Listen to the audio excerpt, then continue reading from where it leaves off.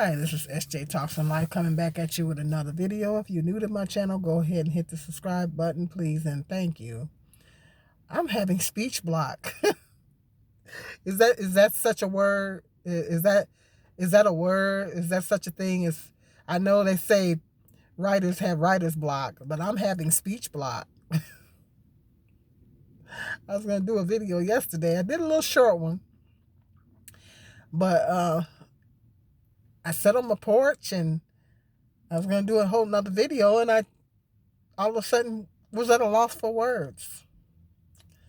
And I got content written down and stuff, and I got ideas of what I want to talk about, but I think I'm having speech block. Oh, so bear with me here.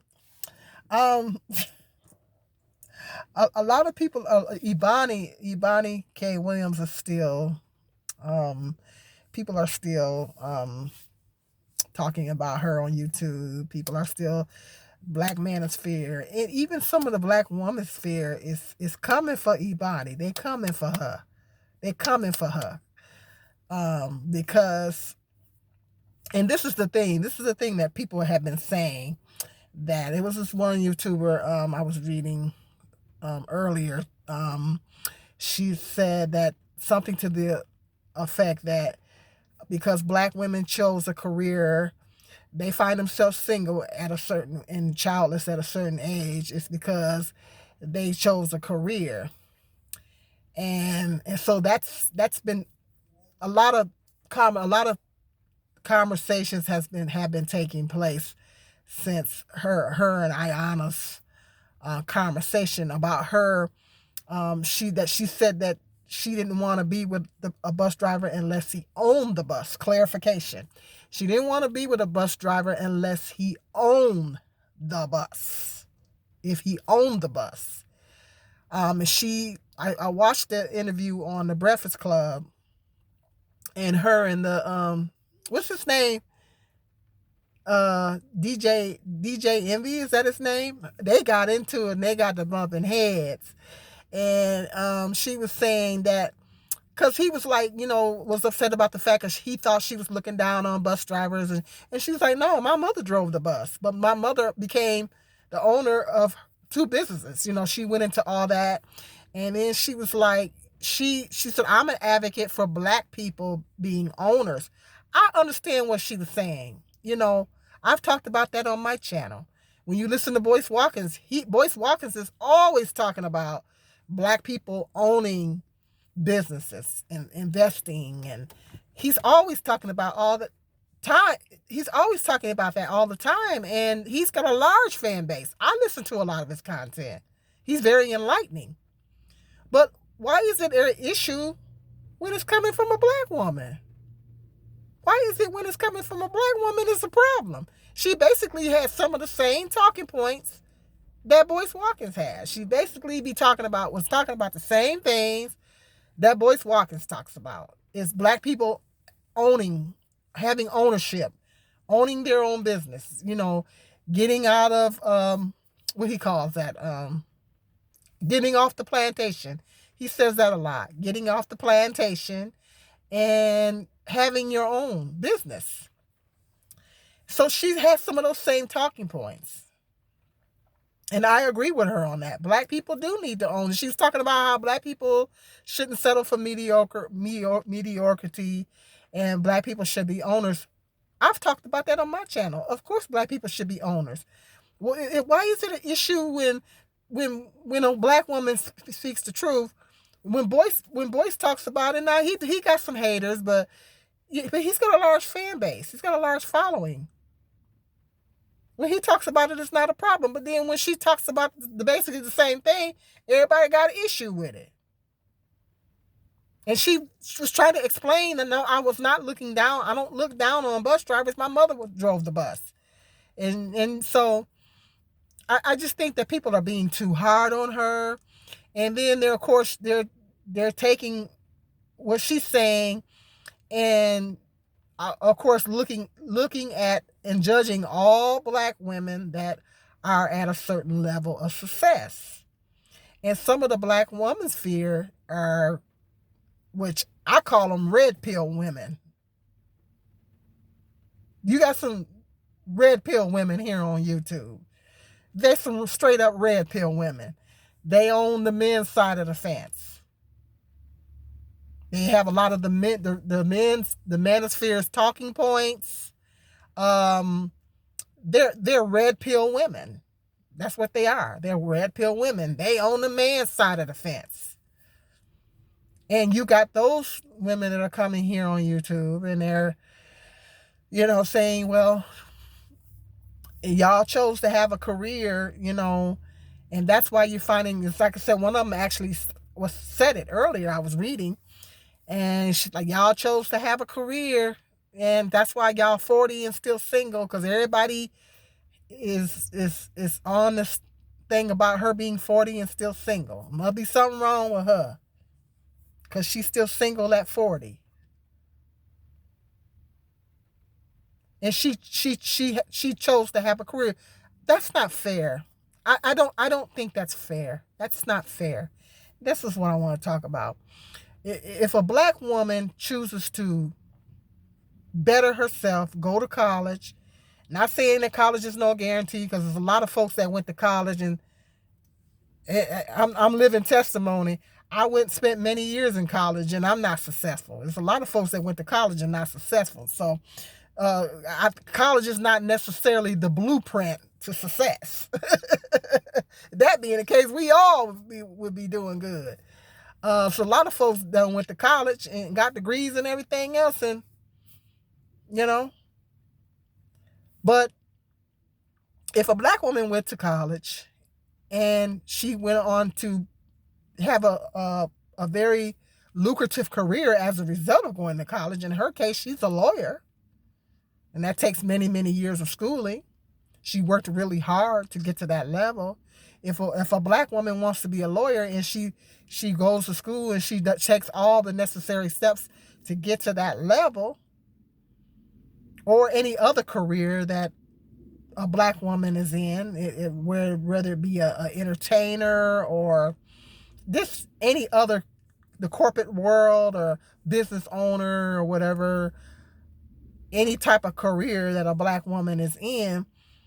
Also, now she's not deserving of a husband now because she chose a career. She chose to have a career. So now that she's not deserving of a husband and a family because she chose to have a career, I mean, what values does that suggest? What message does that send to black women? What message does that send to black women? And then the thing, this is what gets me. When a black woman is let's go way to the other end of the spectrum. And when black women are working class and low income, how much judgment do they get? How much judgment do working class black women get, low income black women get? We get a lot of judgment. Like I said in other videos, black women are in this perpetual no-win situation. We're in this perpetual no-win situation. It's like nothing that we do is right. Because now you're having people attacking successful black women. Well, that's why y'all not married, because they're accused of being a feminist because they chose to a certain career path and they're successful in their career path, and they get accused of being a feminist. Why a woman got to be a feminist just because she's a lawyer or because she has obtained a certain success? She has gotten to a certain level in life. Why she got to be a feminist? Why does a woman have to be a feminist because she got to a certain level in life? See, people got to quit. They ain't going to quit. Now, ain't no sense in me saying that because they're not going to quit. It's like we can't win. But when black women are at the other end of the spectrum,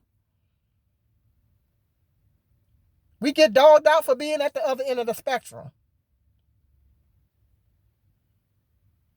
Well, you talked about or you're a gold digger, or you you're low class or whatever the situation is.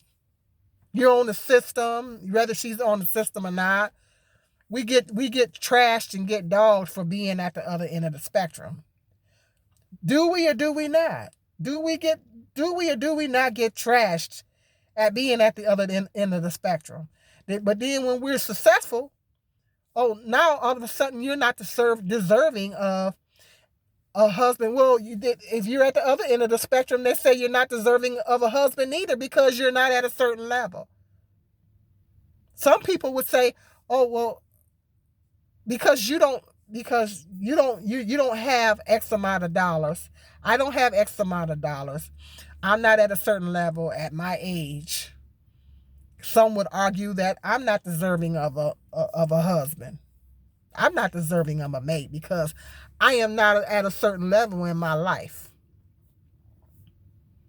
Because that black women get trashed at the other end of the spectrum and say if you are not at a certain level, y'all got to bring something to the table.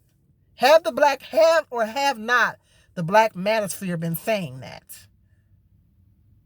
That we needed to bring something to the table besides ourselves.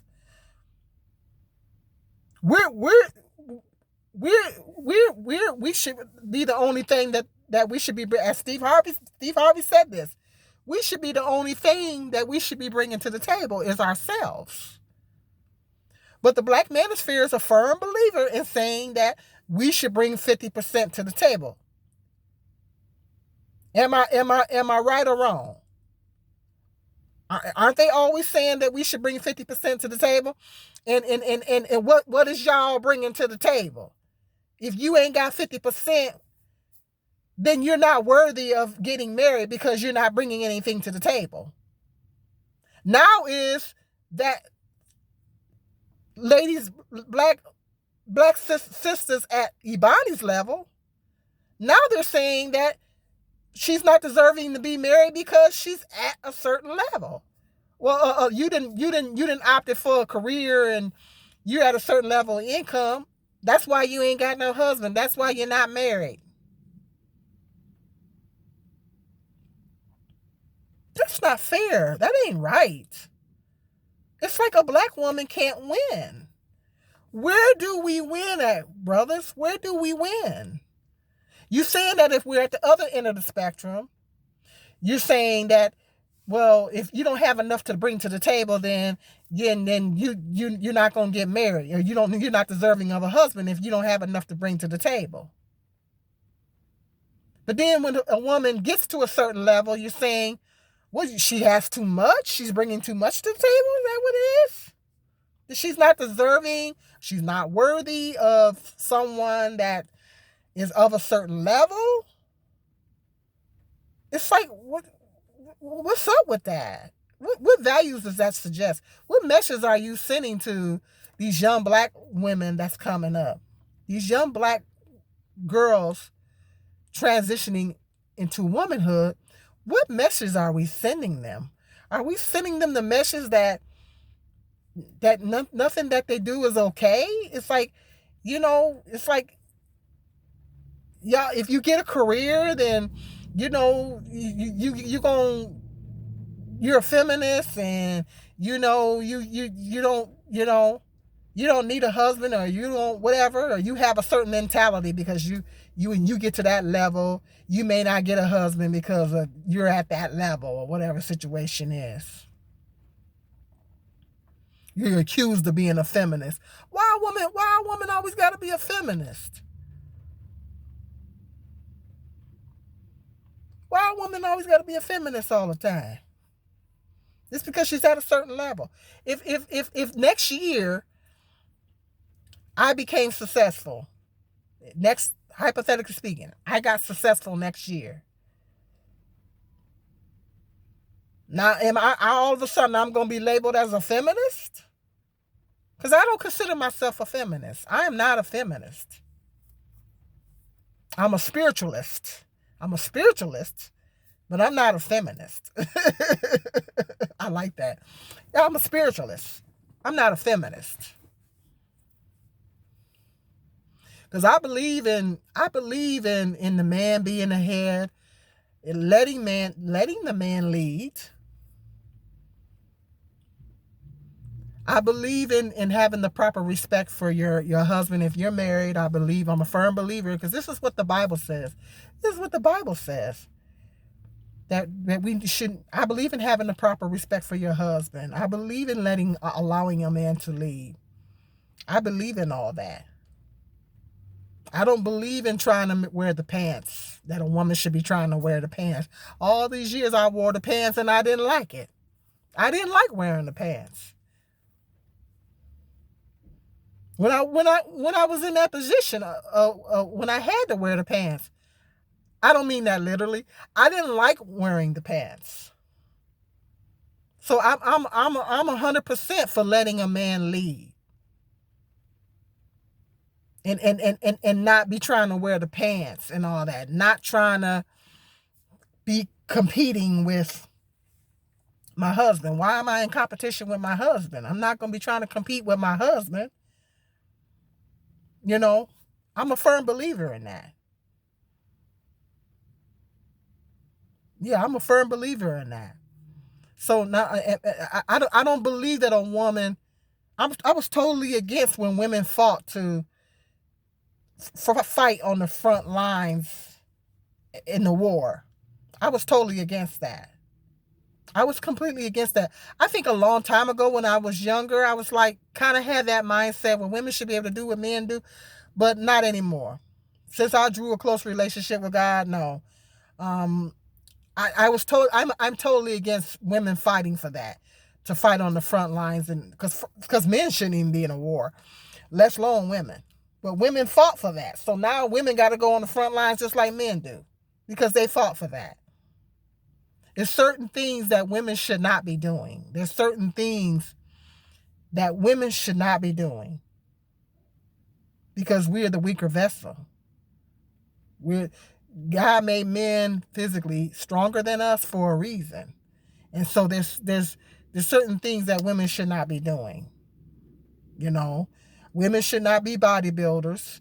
Women should not be, it's a lot of things that women should not be doing, you know. I'm all for equal rights and everything, and women having equal rights and all that. But it's just certain things that women should not do. They say women should not be leading. They say that women should not be in positions like, women should not be like men, like leadership of, in as far as spiritually speaking, women should not be. Now this is coming from the scriptures, that women should not be preachers, like preachers. And they said, people say, oh well, that's sexist and stuff. Well, God is a God of order. And so he put man were created first. He put man first and then women. I'm all for equal rights, but there is a line. So I definitely am not a feminist. And if I became successful next year, hypothetically speaking, if I become successful next year, I am not going to be a feminist. I'm still going to have my same mindset. Okay, so just because a woman is at a certain level, I think that's just another stereotype and a generalization that they throw on black women, and it might throw it on white women too. When a woman gets to be a certain level, she got to be a feminist. She got to have a certain mindset because she's at that level, and that's not necessarily true. That might be the case for some women, but a woman can be low class and still be a feminist. A woman being a feminist is not determined by her level of income. A woman can be working class or low class or whatever and still be a feminist.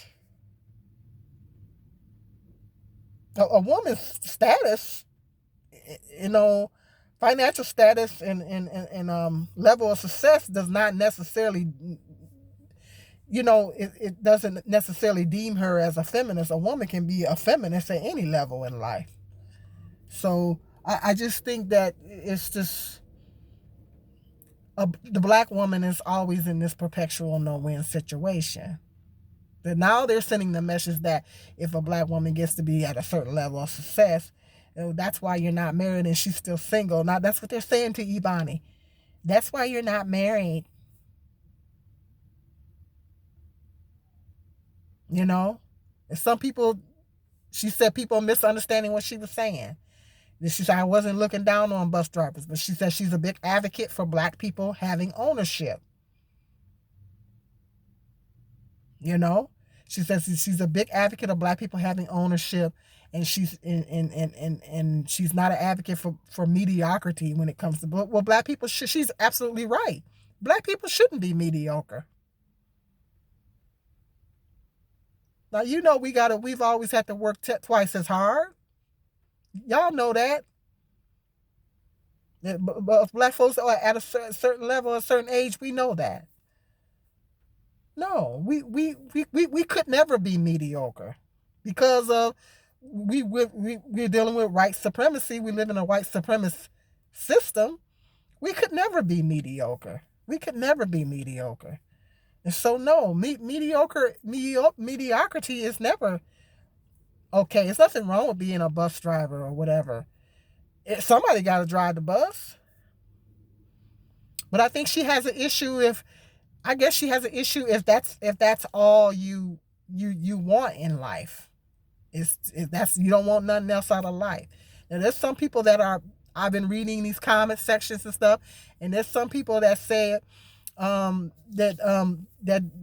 they drove the bus or the husband drove the bus and he become business owners and things like that. So that's what she's talking about. You know, expand your horizons. You know, you could take that bus driver money and create a business out of it. And that's what she's talking about. Not settling for mediocrity. Boyce Watkins has some of these same talking points, and nobody jumps down his throat and want to act like he's the worst person on the earth. He's got a large following, but now when it comes out of Ebony's mouth, there's a problem with it. There's an issue with it. Well, why would something coming from a black woman? There's a problem. When us black women talk about the issues in the community with our black men, there's always a problem with it. Y'all don't want to hear it. Is the problem coming from a black woman? Oh, you bitter. Why we always got to be bitter? Because we speak the truth. Because we speaking the truth, why we got to be bitter all the time? Why does it always have to be coming from a place of bitterness? Because we speaking the truth. It's the truth. If I state a statistical fact and I state a fact, that's not an opinion, it's a fact. You have to learn to separate between facts and opinions. Now, if I use that, if I take that fact, if I say something, a factual issue that's going on with black men, if I take that fact and I evolve it and I start taking that same fact and beating black men over the head with it and bashing black men and generalizing black men, then okay, well that becomes an issue because I'm taking that fact and I'm putting that spin on it and I'm taking it and I'm using it to generalize and stereotype all black men. I'm using it to bash black men, to beat black men over the head with it. But if I take that factual information and I take that same information to educate and talk about possible solutions and educate our men and women, okay, well that's different. It's like constructive criticism.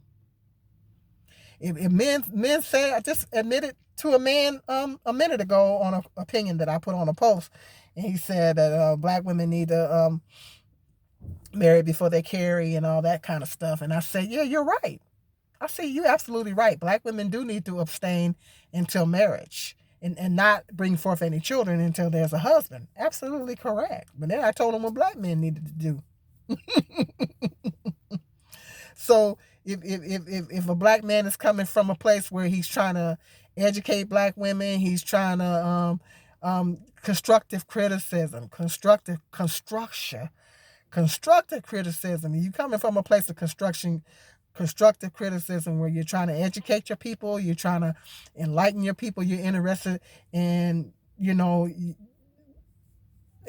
educating and enlightening and wanting your people to be better. You coming from that place, then yeah, it ain't nothing wrong with it. But if you coming from a bashing point of view, and you're taking that same factual information and you're bashing and you're generalizing, because that's what's a lot's happening on both sides. A lot of that is happening on both sides, with the black women bashing black men and the black men bashing black women. It's happening on both sides. They're taking actual statistics and factual information about what's going on in the black community regarding black men and women, and they're stereotyping, generalizing, bashing. And that's not helping anybody. That's not helping our people. We're not helping each other when we do that. We got to state the problem, and then when we state the problem, let's talk about possible solutions to that problem. Let's talk about things that we can do better to. If we say, well, there's a large percentage of black men that are walking out on their children. Okay, what are the solutions to that? Okay, black men need to wait. First of all, wait till marriage before they have children, and second of all, black men, if he does have children with a woman that he's married to or not married to, then he still needs to be in those children's life, and he still needs to father. He needs to understand that he still needs to father those children. Okay. And we need more strong fathers in the black communities. And we need black men to step up to the plate and start being strong fathers to their children. Because this is what's happening as a result of our children not having strong fathers. This is what's happening. That's what's happening. And this is what happened. You know what I'm saying? As a parable, So we talk about solutions of what we can do, of what we should be doing to change these things, of how we can be better as black people. But we both going back and forth bashing each other and all this type of stuff, making folks feel like black men making black women feel like nothing that we do is right. If we're successful, we get beat up for that. If we're not successful, we get beat up for that. If we're low income, we get beat up for that. If we're successful, we get beat up for that. So, black men making black women feel like that nothing that they do is good enough. It's not okay. It's not okay. And so that speaks volumes about our people and our mindset, and that we need to change. And we got to get white supremacy out of there. We got to get white supremacy out of there and start talking about solutions. Start having more love amongst each other, and start talking about solutions of what we can do to working with each other and stuff like that. We'll grow and prosper as a community even further. We're always finding fault with each other all the time, and then when we do talk about the problems, we're bashing each other and everything, and making each other sound like we the worst people on the planet. We other races of people are just looking at us, when they looking on the outside in, they just looking at us and say, them black folks is a hot mess. And it's going to ensure that they stay in power, which is the ultimate goal. Conquer and divide is the ultimate goal. Conquer and divide, and that they stay on top. And as long as they see that we're still divided, they know their position is secure. And I'm going to leave you on that note with that thought. Hit the like and subscribe and share this video. And until the next video, you guys be blessed.